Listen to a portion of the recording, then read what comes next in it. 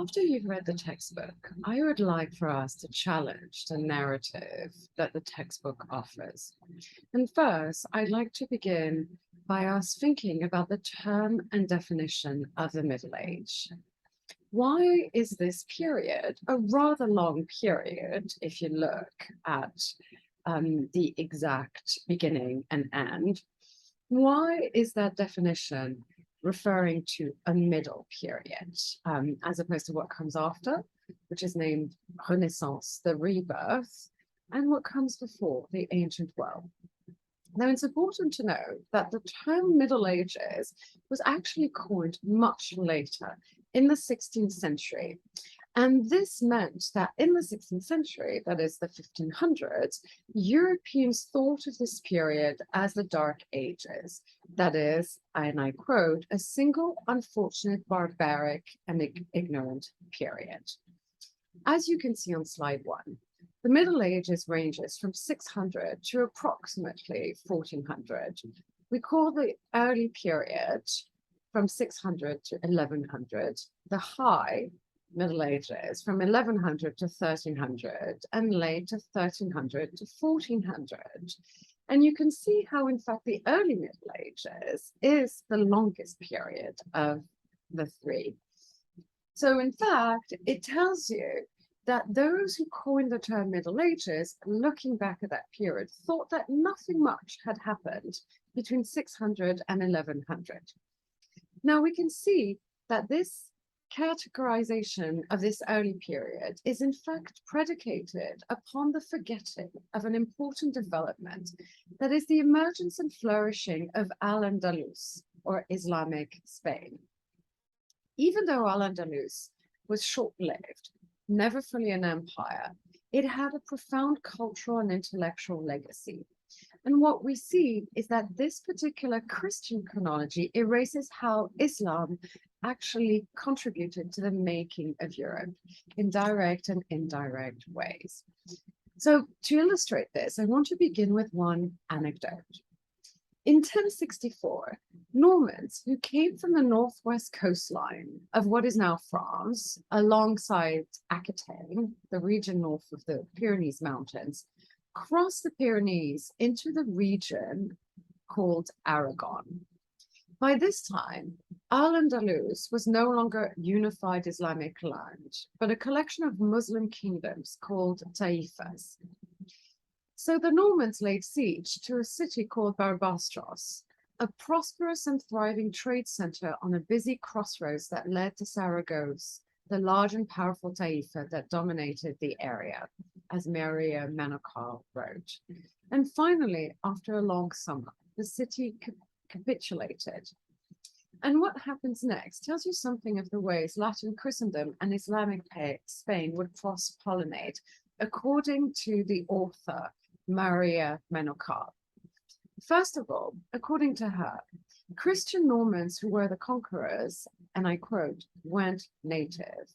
They adopted the ways of the city, food, language, and customs, and they became known at the time as, and I quote, the turbaned kings. As for those from Aquitaine, they did not stay in that region, and they returned to their own lands and courts, taking along with them proof of their conquest. Strikingly, among what they took back were a large number of Kian, that is, women who sang for a living, young and attractive entertainers who were much prized in Andalusian courts. And as Menokal writes, the art of singing, and especially the art of singing songs of love, and Arabic has a long tradition of love poetry, had always been in fashion in Andalus.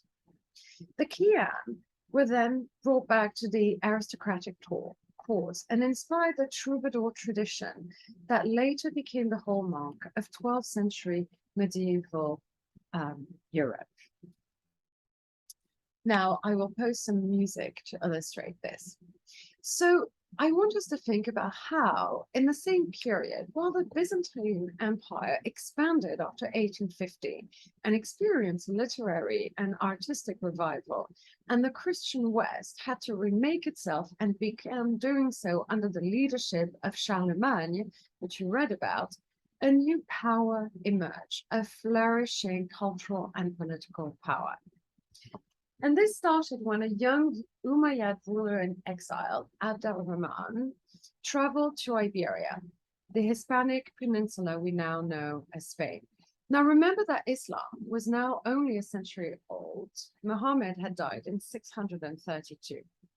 And Abd al-Rahman settled in Cordoba in 756, where he became the undisputed ruler and oversaw the emergence of a new and triumphant power. And this was coined Al-Andalus, an Arabic term. Al-Andalus had its center in Cordoba, and it was so great that it became known at the time, and I quote, as the ornament of the world. According to Menachar, a place where Muslims, Jews, and Christians lived side by side, and despite their differences and enduring hostilities, nourished a complex culture of tolerance that was at odds with the rest of Europe. So it's important to remember that Muslims never took and held the entire peninsula. They kept on having skirmishes with Catholic kingdom, and they also had to face invasions attempts by the Abbasids across the Mediterranean in North Africa. Still, they remained rather stable politically, and you can see this on the slide with a map. So why was that place known as the ornament of the world? Well, first, it was characterized by a vast economic revival because of the introduction of new crops and new agricultural techniques that the Umayyads had brought with them. And the economic revival was helped by the geography of the place. The peninsula was at the crossroads of many routes, especially around the Mediterranean, which allowed it to develop extensive trade routes. There was also an increase in population, in large part because of the economic situation, trade routes, and open borders. Islamic Spain welcomed foreigners as long as they were people of the book, that is, Jews or Christian.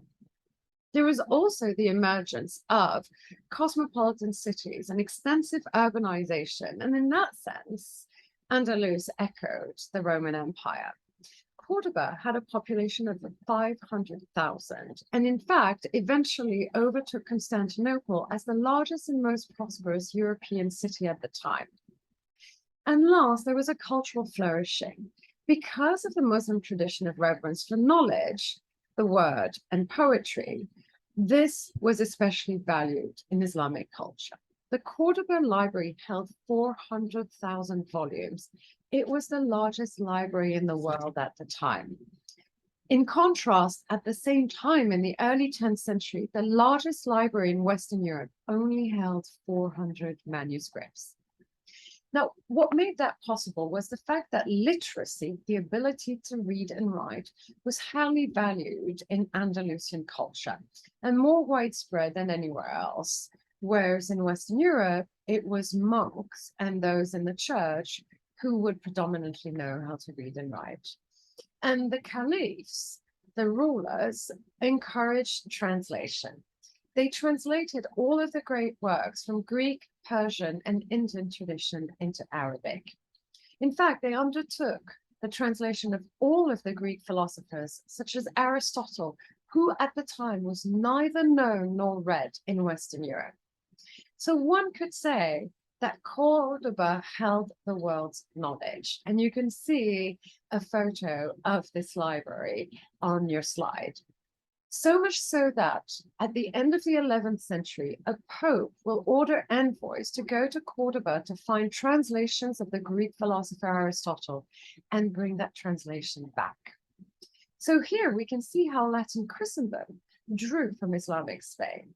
Another example is that in the mid-12th century, around 1142, the abbot, Peter the Venerable, which led the Cluny monastery, founded around 910, the largest and most powerful church of the Latin Christian world, decided to cross the Pyrenees and go to Toledo. He wanted to convince Arabized Christians, an especially large and influential community in Toledo, to embrace Latin. And that is because since the 19th century, these Christians celebrated the Eucharist not in Latin, but in Arabic.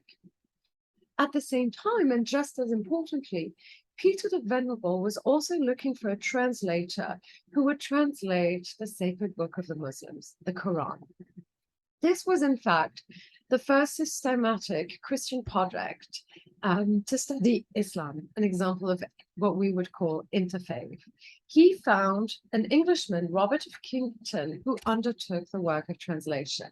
And Robert of Kington had a decisive role, not only for his translation of the Quran, but because he had introduced a whole branch of mathematics to Western Christian Europe through his translation of the algebra. Now, Muslims, as you may remember from the previous chapter, had developed great knowledge in mathematics and astronomy. And our word algebra comes from the 9th century Arabic al-jabara, which means reduction of an equation. And it is an Arabic scholar who invented the number zeros. This knowledge in mathematics and astrology had meant that the Muslims had also been using an astrolabe, which you can see in an image, a reproduction, photographic reproduction, and a painting as well from the period. And the astrolabe was introduced in the 10th and 11th century to Western Europe. Now, what was the astrolabe significant? It was a mechanical instrument capable of accurate astronomical measurements, which enabled astronomers to calibrate the positions of the stars and thus relative time. And this allowed for reasonably accurate navigation at sea. And for a kingdom reliant on trade routes at sea, you can imagine why that would have been important. The instrument was rare, but also so admired in Western Europe that one of the greatest scholars of the Middle Ages, Abelard, that you'll read about later, would name his own son Astrolabe, and you can refer to a slide as well. Finally, Arabic culture was striking for its literature because of the tradition of Arabic poetry. Unlike Latin, at this time, Arabic had always been both a sacred and a poetic language. Abd al-Rahman himself wrote poetry. And last, most strikingly, Muslims, Christians, and Jews lived side by side in Al-Andalus. Now, this was made possible because of the principle of dhimmi, and the Umayyad version of the dhimmi, which always favored cultural eclecticism and did not see piety and religious observance as inimical to cultural and intellectual life. The dhimmi allowed what we call a privileged status quo to exist. Under Muslim legal theory, all religious minorities who were not monotheist had to choose between Islam and death, as recommended. But others, like the people of the book, were protected by the dhimmi. And Judaism and Christianity were both recognized as kindred faiths, if inferior, since Islam was the fulfillment of both of them. And they were both people of the book. As such, they were protected and allowed to reside in the house of Islam with certain limitations placed on them. They could, on the one hand, freely practice their faith, nurture religious and communal institutions, were permitted to engage in a certain amount of professions, and could settle more or less where they chose and move freely within Muslim territories, except in the Arabian Peninsula. At the same time, they were subject to a special tax. Subjugated Christian and Jews had to pay a poll tax and a tax on produce in the form of land. But for most of them, faced with the privileges that they were allowed, these limitations were perceived as minor. And what we see over time, and it is referred to in a slide, is different categories of peoples that emerge because of this principle of tolerance. First, you had what was called the Mozarabs, Arabized Christians, who had changed their customs and adapted to their Muslim world and were rather different than Christians in the West. Some Christians remained as they were, some converted, and some intermarried with Muslims and had children who became Muslims, or, as you remember from before, spoke Arabic. You also had the Sephardim. The Sephardim is a name given to Jews who lived in the Iberian Peninsula before their expulsion from Spain and Portugal in the 15th century. Now, that term broadly refers to Jews in North Africa and the Middle East, and to Jews who are not Ashkenazi, that is, coming from Germany, Central and Eastern Europe. And then you had Mudecher. Later, during Abd al-Rahman III's caliphate from 912 to 961, which collapsed in 1031, another category emerged: Muslims who lived under Christian kings and became known as Christianized Muslim, the Mudecher. So what these categories indicate is that the tolerance and hybridity that characterized Al-Andalus was central to this cultural flourishing. Now, the medieval definition of tolerance is to live alongside that which you find unacceptable. And hybridity means the mixing and borrowing and mingling of different and distinct things, people, cultures. Now, one of the greatest legacy of Al-Andalus is the Cordoba Mosque that you can see on a slide. Muslims had a tradition of not destroying what came before. Instead, the Umayyad borrowed and added to them. Already in Damascus, Muslims did not build their mosques from scratch, but built them on the bits and pieces of Roman temples and Christian churches. So the Cordoba Mosque, which has now been made into a cathedral, is the greatest example of this tradition of Islamic architecture. It was built from a Visigothic Christian church, the Church of St. Vincent's. The Muslims built the horseshoe arches, which were left over from pre-Muslim Spain and had been a distinctive feature of Roman architecture. And the red and white pattern that you see was a distinct Roman feature that you can find in Roman aqueducts. So in the next slide, you can see how the Cordoba Mosque resembled the Damascus Mosque. And unlike all other mosques, which were supposed to point to Mecca, this one points south, many think towards Damascus. And many at the time praised the mosque and described it as having, and I quote, countless pillars like rows of palm trees in the oasis of Syria. So in many ways, Cordoba represents the apex of Islamic Spain. And in the 10th century, there were 700 mosques, 60 palaces, 70 libraries, and 3,000 public baths within the city limits. This was the legacy of Abd al-Rahman. In fact, Andalusian architecture contains traces of this history, and I point you to the next slide. The tomb of Ferdinand III in Seville, for instance, a Christian king in the 13th century, he is remembered as the Christian Castilian conqueror of the last of the Islamic territories. And on his tomb are inscriptions in Latin, Castilian, Hebrew, and Arabic. Similarly, the Toledo Church, that is today the Museum for Visigothic Culture, was built in the 10th century with the Muslim-style horseshoe arches, the red and white echoed from the Roman times, with Latin inscriptions, but in the interior window, the writings are in Arabic. And even Spanish synagogues, Jewish temples, have Arabic writings in them. And one of the things I would like to leave you with is how an important indicator of the richness and tolerance of Andalusian culture is the Jewish community. And you can turn to the next slide. Keep in mind the contrast with Christian Europe, where Jews were a protected but exploited minority according to your textbook. One striking feature was indeed that the Jewish community, which was more than 5% of the population, was prosperous, well-educated, and then the Muslims did not regard them as a minority to be excluded, but as one that lived alongside them. Sometimes with hostilities or conflicts, but nonetheless with an understanding that one lives side by side. So why was that possible? Well, remember that trade was fundamental to Islamic Spain from the beginning.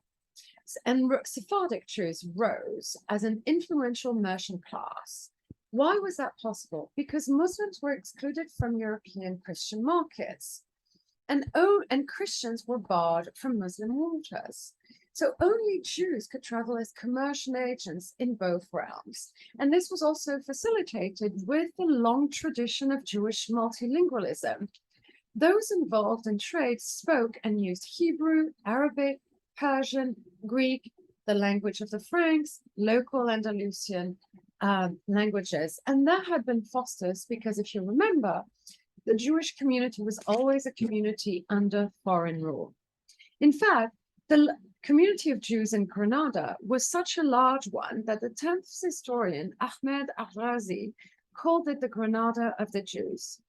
And Jews were therefore well equipped to also act as cultural and political intermediaries. And this is why, for many in Jewish history, Sephardic Spain is considered the golden age of Jewish history.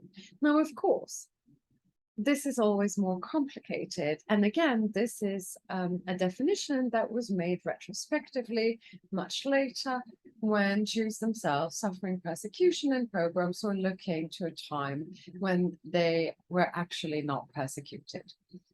But one example of this story is the story of Hasdai ibn Shiput, who lived in the 10th century. Hasdai was the first of the Jewish dignitaries to serve the Arab caliph. He was born into a wealthy family. He studied medicine and had a deep love of languages and was fluent in Hebrew, Arabic, and Latin, as well as Mozarabic. In fact, it was his knowledge of Latin that helped launch his phenomenal career. A diplomatic envoy from the Byzantine Empire brought a famous pharmaceutical text as a gift from the Umayyad Caliph. It was written in Greek, and a small committee was assigned to translate it into Latin. And Hasdai was responsible for translating the Latin into Arabic. This is what launched his career. And he then also became the head of the delegation representing the Cordoban Caliphate in foreign negotiations in 949 and dealt with Christian rulers in Western Europe as well as the Byzantine emperor. He was a Jewish diplomatic envoy for a Muslim power. And he was elevated to the title of vizier, that is prime minister, by King Abd al-Rahman III. So we should keep in mind that, in fact, Jews knew both Muslim and Andalusian culture. But what was also central to them is that they were able to nourish their own culture and not have to give it up. Hasdai was a pious Jew, a devout Jewish scholar, a philosopher and a physician. He was a high-ranking leader in the Jewish community, a patron of Jewish learning, supporting poets and Talmud scholars, alike in the Muslim tradition of not seeing a division between religious and secular topics of learning. And he contributed to the renewal of Hebrew that took place, renovated the language of Hebrew, inspired by what was happening in Islamic culture, all while occupying an important political place in Andalusian culture. Now, it is for all of these reasons that we should keep in mind that Islamic Spain is, in fact, a foundational European moment. That even though there were always conflicts with the Christian kingdoms of the north, if you remember what your textbook mentions about the Song of Roland and Charlemagne's battling the Saracens, that is, the Muslims, there was a distinctive space that directly and indirectly contributed to the flourishing of Christian Western Europe. Ultimately, Andalus declined after it was conquered. First, Cordoba fell in 1236. Then in 1249 was the Portuguese Reconquista. And finally, what we will see much later on, in 1492, Isabel and Ferdinand, Christian Catholic rulers, and Al-Andalus as a political entity, its tolerance of Jewish culture, and its multiplicity of people living side by side. Nonetheless, we need to keep in mind how Muslim culture and rule contributed to European history.